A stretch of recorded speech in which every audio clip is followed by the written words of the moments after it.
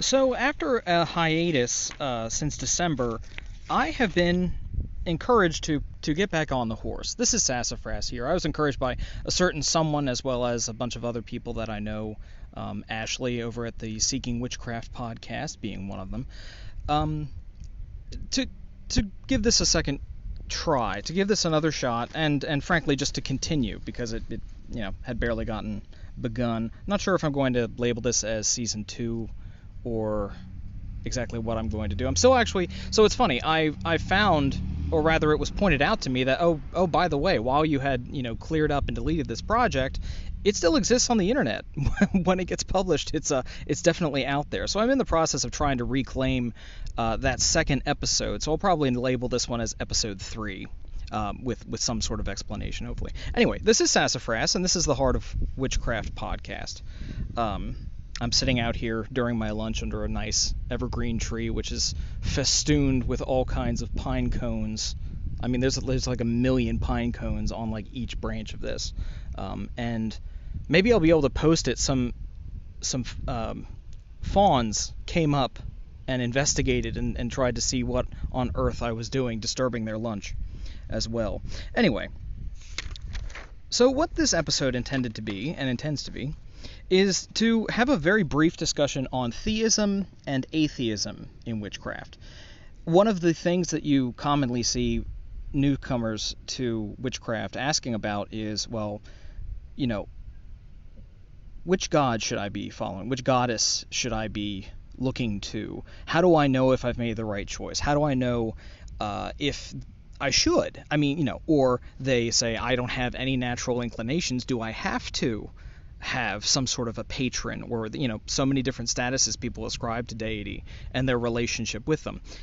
And that's perfectly fine. There are as many different relationships with the divine as there are witches, as there are people on this planet. We all have the similar impulse, but we all express the impulse in different ways. Well, in any case, so let's talk about some base definitions. Let's get that out of the way, or at least I'll try and get that out of the way so you can see how I view these varying topics. The first one being, so we're talking about deities, we're talking about gods, we're talking about these sort of personifications of the divine. It's hard to spell out because you can kind of extrapolate that up until it's kind of like, as many people have done, the divine unity, the platonic one, the oneness, where everything comes together and it's dispersed equally over everything, and it's kind of like God in the creation, or God in reality, or is the reality God, or is God a state of being, as one of my favorite theologians, Paul Tillich, kind of views it. God is kind of the state of being, without being an object itself. But that's really, really highfalutin and really not kind of where the rubber meets the road. Anyone can intellectualize and bloviate on any subject to the point of nigh absurdity, unless you're on level with that, unless that's kind of like really fascinating for you. That's either going to go over your head, or it's going to seem like it's missing the point, or what have you. In any case, when I say the word deity, or how I am referring to deity in this particular podcast, is a being or an object which is worshipped as having more than natural attributes and powers.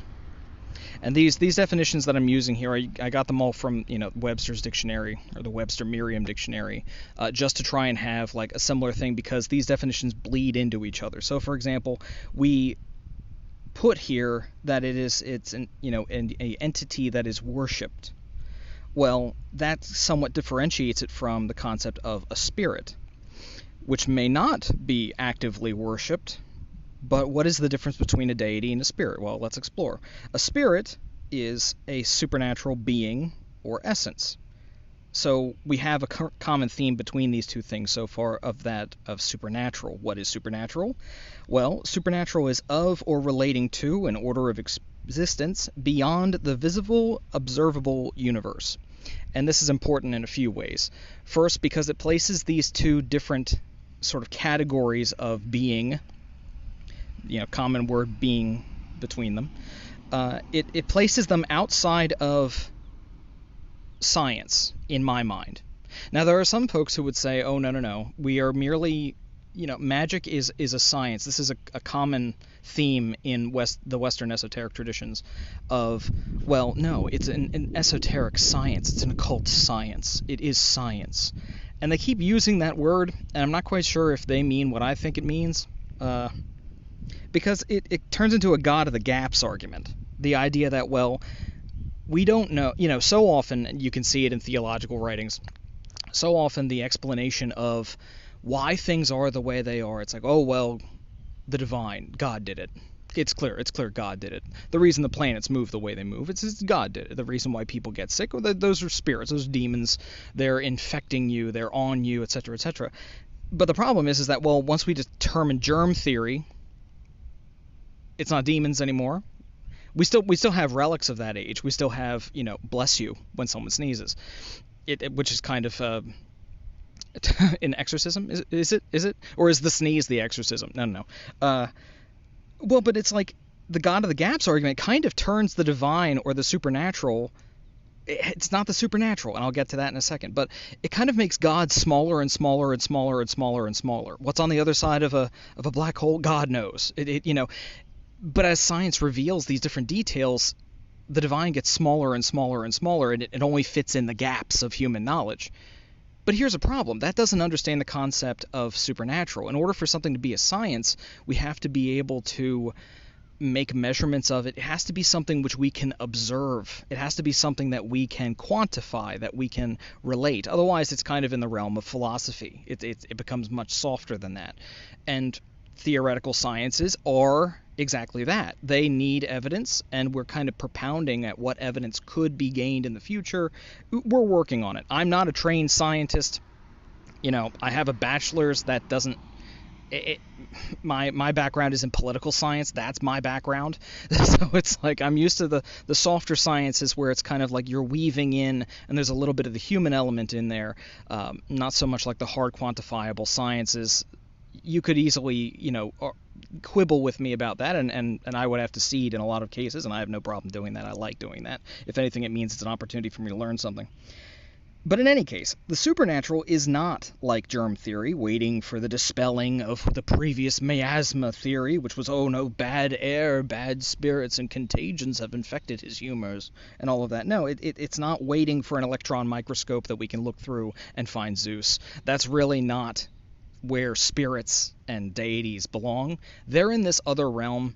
It's sort of the more primal things. I discussed it previously in another podcast about probably the first one, hopefully the first one, because that's the one you can listen to right now. Unless you're on Breaker Audio, ironically. It showed up there. That's where you can still see the second version. I'm trying to claim that podcast over there as being mine. They haven't responded to me yet. It's interesting. In any case, it's kind of like the hairs on the back of your neck that you get that bad feeling, that shock of intuition in which you really don't know. You can either go by it or you can ignore it and trudge on, and then if something bad happens, you're going to say, God, I really should have listened to myself earlier. Damnation. So, to my mind, witchcraft and magic more or less require there to be a worldview which contains that element of supernatural, and thus there are things that influence the natural from the supernatural. And those sorts of beings are spirits. Whether you elevate them to the point of deity or not, and whether or not a spirit and a deity are interchangeable or are relatable is a whole other topic, and we may well get to it in a minute. This is kind of an organic, just kind of like a thought here, this whole thing. Anyway, so witchcraft is defined as the use of sorcery or magic, communication with the devil, or a familiar. This is just all of these things. It's just one of the possible, in my opinion, and I chose these, the most applicable definitions of these words. Feel free to look them up and see where it differs or where my analogies here don't work. So the use of sorcery or magic. Well, what's magic? Magic is defined, and this is, of course, the definitive definition. This is the definition. So all the other podcasts where everyone else posits some sort of explanation as to what magic is, don't worry, the Merriam-Webster dictionary has got this solved for us, thank goodness. The use of means, such as charms or spells, believed to have supernatural power over natural forces. Sorcery's definition is the use of power gained from the assistance or control of evil spirits. So we have, witchcraft is the use of magic or sorcery, which involves supernatural entities, power over natural forces from a supernatural source, and that's, so you start to see where it kind of comes to be a question for me, and I'm not denying the existence of this, but where exactly you have to have some sort of a theism going on, some sort of an understanding or a belief about supernatural entities to be doing magic, to have methods by which to affect the world and through these different ways. And you may not necessarily identify that with, oh, well, I'm clearly conjuring spirits in my basement. No, you may not see it that way. But in a lot of cases, if you trace back what you're doing, the practices that you're doing, you're going to ultimately find yourself at this crossroads of, well, here we are in the Western mystical tradition, and all the various sources that we're drawing from all inevitably include prescriptions from deities. It may be that you're doing some not magic or something like that. Well, if you trace back that not magic, you may well find that its source is involved invariably in either a direction given to the magic user by a spirit as recorded, or it's done as a part of that, or what have you. So many different things in the Western esoteric tradition are based on prayers, invocations, supplications, the giving of offerings, all of these various things to spirits, to deities, etc.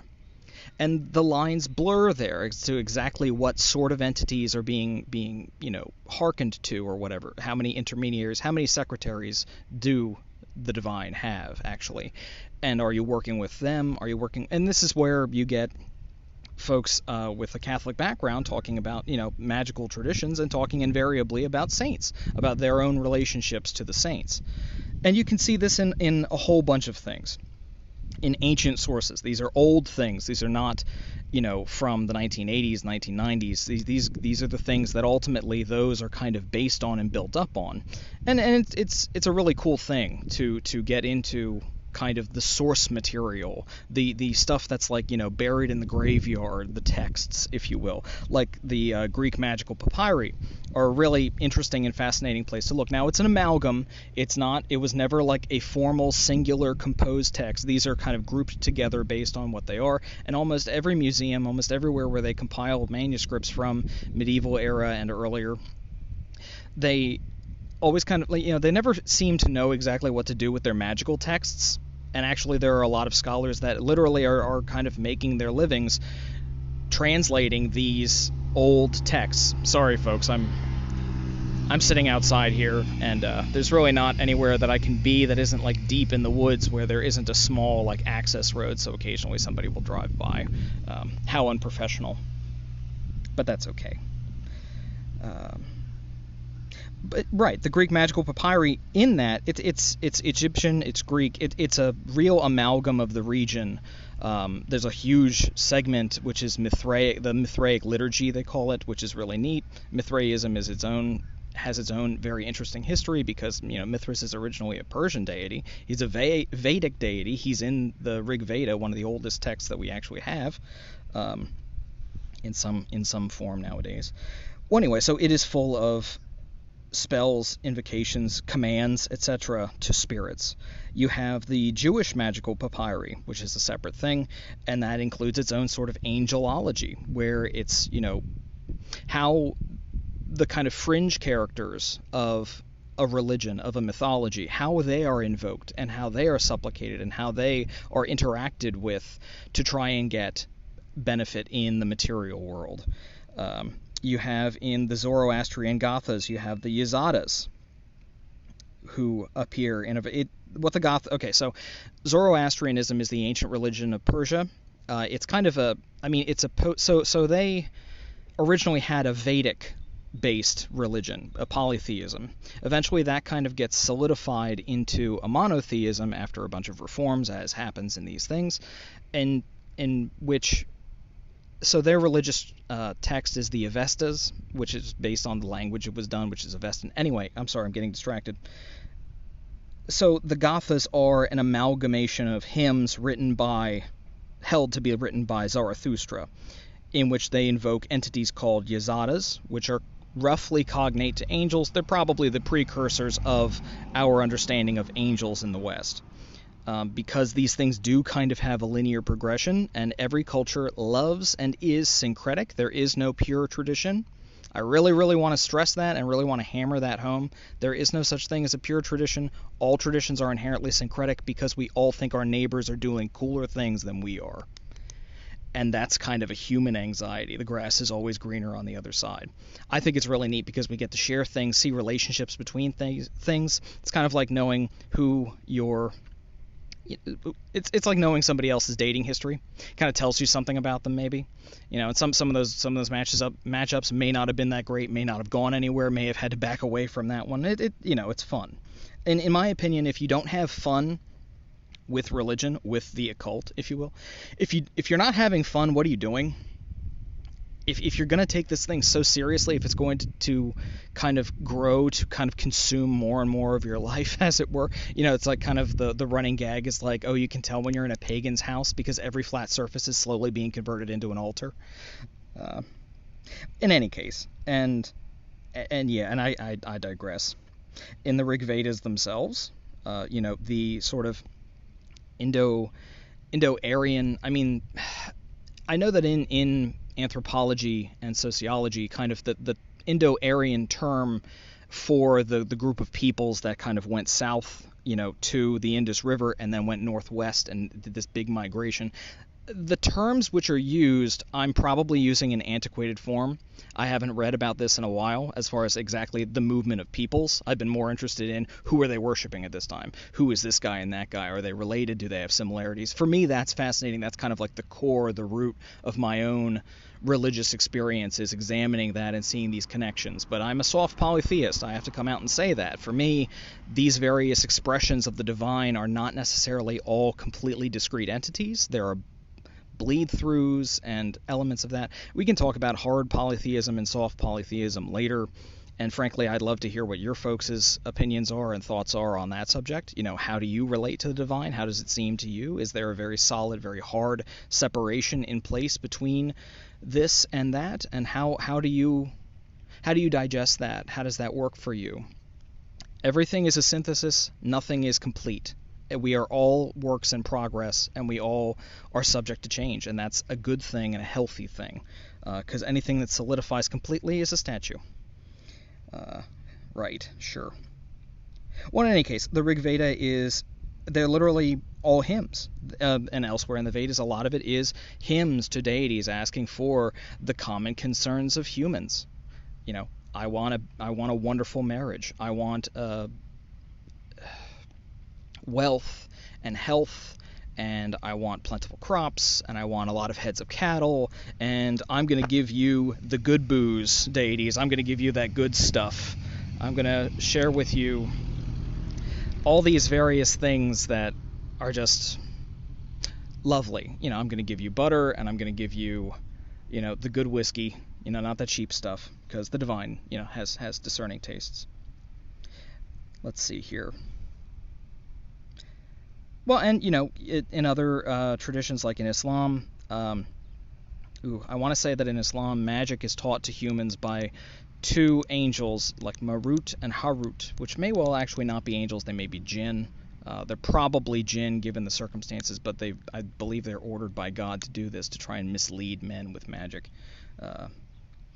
And then, of course, you have in Enoch, you have the Watchers. These are sort of angels that were thrown down from heaven after a failed revolt. This kind of turns into, this does turn into, there are a whole lot of sort of like the fall stories in the Jewish Apocrypha, in the Christian traditions based on that, or involved with that, because it's kind of a partnership more than a descent, once we get to the later periods of, these various angels cast out teach humans a variety of things. And in Enoch, they teach humans, like, agriculture and farming, and they teach them magic, and they teach them medicine, and that, all kinds of human knowledge springs from that divine source, or rather from entities from that divine source.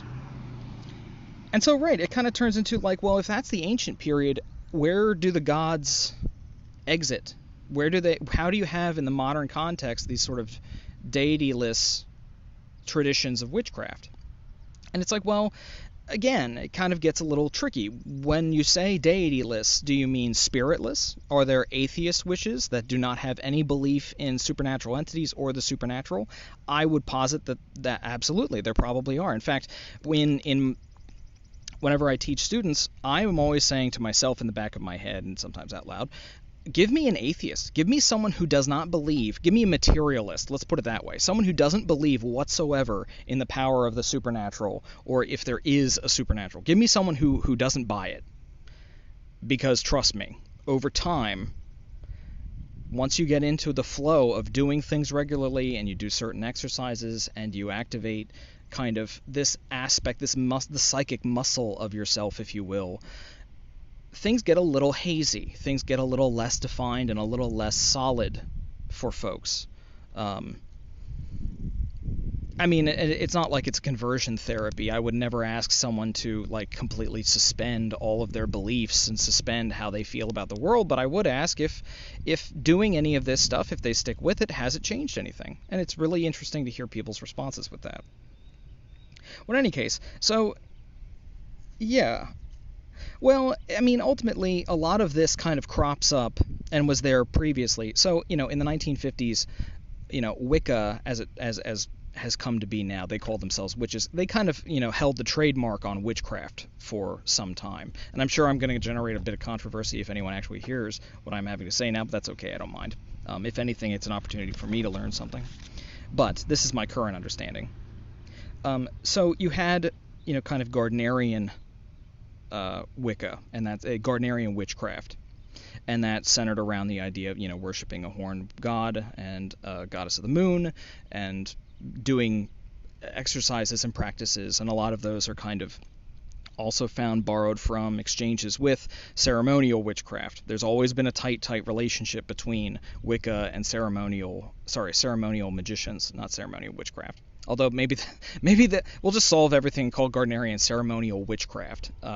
Ceremonial magicians, their operations, the Key of Solomon, other popular, the Grimoire Verum, these other very popular grimoires and the magical practices, techniques, and tools that are used there often appear also in Gardnerian Wicca. It's not universal, but some of it definitely is kind of back and forth. The casting of circles, the invocation of quarters, knives, swords, etc. Well, and that kind of leads back to the Western esoteric tradition, and we have a bunch of things there that don't quite fit the mold of what Gardnerian witchcraft comes to be. You have things like Kabbalah, you have the Hermetic Order of the Golden Dawn, the Society of the Inner Light, you have these different groups. You have Thelema, you have Crowley's folks, and the various traditions of and related to that, and it's what they contact and what they interact with the divine are different. It's different. In some of these, you have kind of it's well, in some cases it's blatantly the Christian deity or the Jewish deity, as you were. It's clearly that figure. Who's being invoked, his angels are being invoked, etc., who are being called into. Well, it kind of gets into, what would have predated Gardnerian witchcraft. So you look back, and you find the various sorts of texts that came about in the Middle Ages, like the Discovery of Witchcraft, Reginald Scott's work. You have Demonology with King James, who kind of wrote that in response to that. You have the Malleus Maleficarum. Actually, maybe he wrote it in response to Malleus Maleficarum, I forget. In any case, the Hammer of the Witches. You have the witch hunting documents, and from which you get the witch hunt, the witch trials, the Inquisition, and all of that. In those, you don't see exactly, certainly not exactly, although I can cite some examples of interesting things in, the Catholic records where they are talking about deities that show up later. Like Diana, for example, is found in like the Canon Episcopae, and I need to look up that reference so that somebody else can hear what I'm saying and go digging for that. But in any case, so you have these kind of pre-Wicca documents about witchcraft, and then you have folk magic, and then you have the various books of, they were called cunning men, and cunning men, cunning women. These people who they're using practices and techniques that are kind of simplified, kind of like a Cliff Notes version of the higher magic grimoires. But they're kind of cut down and made more simple and worked on a local level, an individual level. These are not the huge highfalutin, this must be made of gilded bronze, all of these very specific things. This must be of a poplar tree, and you must burn it. All of these directions that you find in the ceremonial grimoires about how you need to make the tools exactly like this in the hour of Venus at this, all of that sort of specificity. And then you have where the rubber meets the road in the villages, these cunning men and women who, the horse is sick, we're going to slap some stuff together because we need that horse pulling that plow, so I need my cunning man to get this going again. It's like a mechanic for life, as it were. Just call him up and he'll fix the problem. Well, yes and no. I mean, it's kind of like how a trained herbalist, can take plants, can take very crude matter and seemingly ameliorate your symptoms, lower fevers, save lives through the use of plants and knowledge thereof. That kind of thing comes to be kind of a deity-less witchcraft, a witchcraft that doesn't need necessarily to have the divine invoked all the time. And you're going to find yourself perhaps somewhere in a spectrum. I know a lot of people just getting into it, as I said at the beginning of the podcast, are really fascinated with, well, which deity should I be looking to? And that turns into cultural appropriation, which is a really neat topic. I want to try and keep this to around 30 minutes, so I'm not going to get into that right now. It's a neat topic. I think people go a little bit too far with it. I think that people get to the point where they get really anxious about it, and I would wonder about that a bit, but I'll talk about that some other time. So you have this. Now, of course, looking at the Inquisition trials, God and the devil are all over the place there. But when you scrub that off and you look at folk practices and you kind of combine these two things together, you get a witchcraft that doesn't have a horned god necessarily, although that, the horned god-devil connection, you can definitely connect there. That doesn't have, a goddess of the moon necessarily. That doesn't have these very strong deities. It's not about the pagan worship of Zeus or how that survived from antiquity. It's more about, there's a bog behind my house and I commune with the spirits of that land, of the land I'm in. And I do believe that local spirits are absolutely something that kind of comes into this sort of deity-less witchcraft. But actually, according to the previous things, well, it all depends. And what is worship? Where does that come into fairies, for example? Are these things, if there are these beings, is it deity-less? Is it worship that you're doing? Is it a relationship? When you look back through time and you see all connections between prayers and offerings, between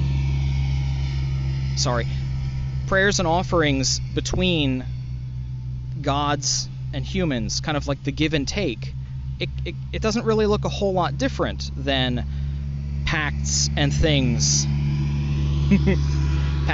that you make with fairies, or that you would have with fairies or other entities, or the spirits of the bog, or what have you. So it kind of, for me, it gets blurry, and that may just be because I have my preconceptions and I'm just glazing over these massive differences, and I'm completely open to swallowing that one and accepting that. I get to try and go back to the drawing board and rethink it, and that's fine. Actually, I think that's the safe way to be. At least for me, it is. Well, in any case, I kind of feel like I've ranted at you for very nearly long enough, and it looks like I should probably get back to other things. But I wanted to thank you for listening to this new podcast of mine, or rather this new iteration of this podcast I'm trying to do. I am going to try and bring this back and just get some more stuff recorded and talk with you guys. So in the meantime, I appreciate all of the time that we've spent together, and I look forward to speaking with you again. This is Sassafras. Maybe choose a new locale for the next recording. In any case, this is Sassafras at the heart of witchcraft, and blessed be. Have a good one. this is a PS.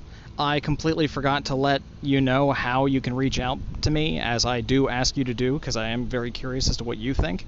I can be reached at heartofwitchcraft@gmail.com if you want to shoot me an email, or I am on Twitter as heartwitchcraft.